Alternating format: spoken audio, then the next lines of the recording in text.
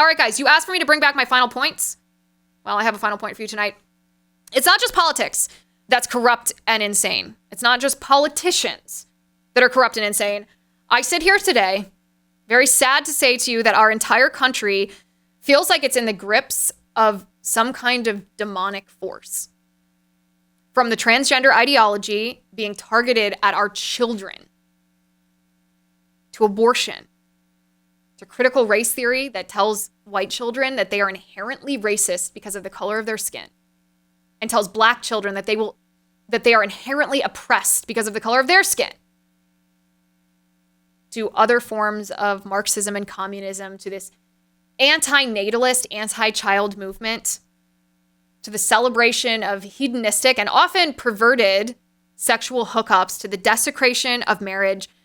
You look at this cultural landscape and you think, really, what is happening? Are politicians actually that powerful enough to wreak this havoc on us? Well, according to an exorcist named Father Chad Ripperger, the answer to that is no. Politicians are not powerful enough on their own to propagate the evil that we are seeing in our society today. According to Father Ripperger, there are 5 demons who are controlling our culture. And when you know what the demons are, it's chilling. Take a look at this. Underneath Satan, there are what we call the 5 generals.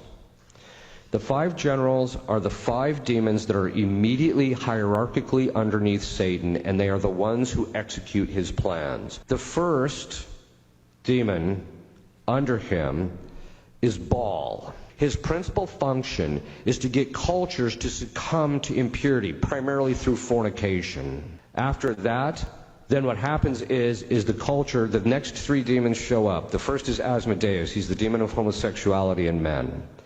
Then there's the demon of Leviathan, which is the demon of homosexuality in men, but of the masculine kind.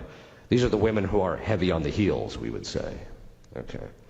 Then there is the spirit of Lilith, which is the more seductive form of female homosexuality. Once you have fornication, you end up with contraception, and then the upshot of that is homosexuality and then abortion. Baphomet is the 5th one, and he's the demon of child sacrifice, abortion. In our culture, think of this. They shot down the fornication laws, and so they delivered us into the hands of Baal. Then they had Roe versus Wade and delivered us into the hands of Baphomet.